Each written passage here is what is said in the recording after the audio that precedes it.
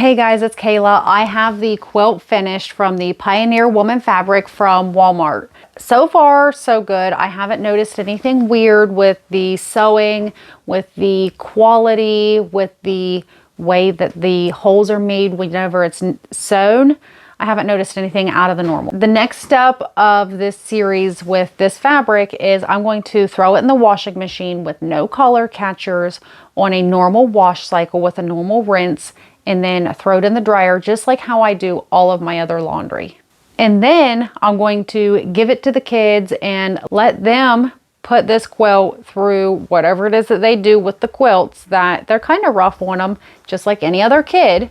But before I throw this in the wash, I do want to talk about a little bit of a touchy subject, or maybe slightly controversial to some people, and that is quilt backings.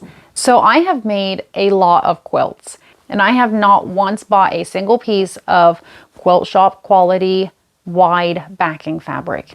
I cannot justify the cost. What I typically do is I buy the wide muslin from Joann's. That way I have a single piece of fabric for the backing, or sometimes I will piece yardage together with a seam or two, depends how big the quilt is. Recently I have been using flat sheets as my backings. I don't think that anybody could look at this backing, this fabric, and know that it's a flat sheet instead of a white wide backing of quilt material.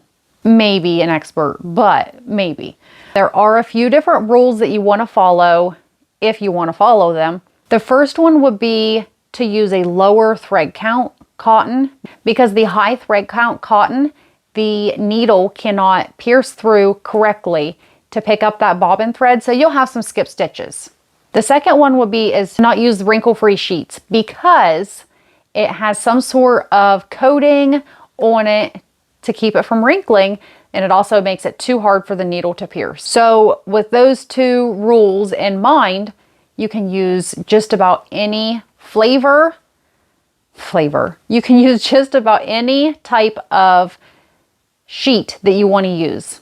There are some really cheap ones from Walmart that I would completely stay away from, and that's just because I don't like the way they feel. It's like a fake silk, and I want my quilts to be cuddly. If you have some favorite sheets in your house that you know that would make a good quilt backing, then maybe look at the tags on those and see what brand they are and buy some that are the same. I do wash and dry the flat sheets if I'm going to be using them as a quilt backing, because I don't want to have to deal with any bleeding of the fabric or a large percentage of shrinkage. So I will toss those in the wash. Now I refuse to wash my regular quilting cotton because I can barely keep up with laundry as it is. I can't wash all of my quilting fabrics on top of that. And my final recommendation is, if I'm going to be spending hours upon hours making an heirloom quality quilt, I will probably not use a flat sheet for that, just for the simple fact, if I'm making something that I want to last way longer than I do, I'm not going to be using a flat sheet on it. The only thing that I will say that I am not thrifty about, I will refuse to use the cheap $1 spools, $2 spools of thread from Joann's. I have this thread that I bought quite a long time ago, and it is the natural thread. It's a cheaper thread from Joann's, and I don't know if you can tell how easily that breaks.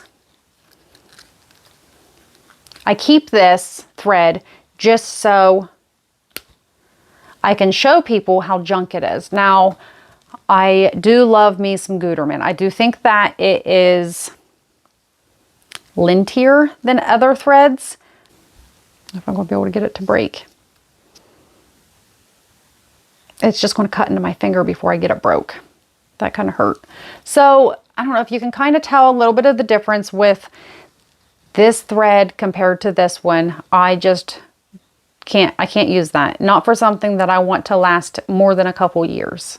So, like I said, I would love to hear your opinion on quilt backings and what you will and will not use and why. And I'm going to go throw this in the wash without a color catcher, with regular wash cycle and regular dry cycle in the dryer. Okay guys, so the quilt has been washed and dried, and I have looked and looked and looked, and I haven't noticed any bleeding, anything with, I put it on a regular wash and I haven't noticed any bleeding or any issues with the fabric at all. So I am going to be buying more fabric from, don't tell my husband, but I'm going to be buying more fabric from Walmart to make quilts from, especially charity quilts, because I am thoroughly impressed with this. So if there's any questions, concerns, leave them in the comments, and I will talk to you guys in the next video.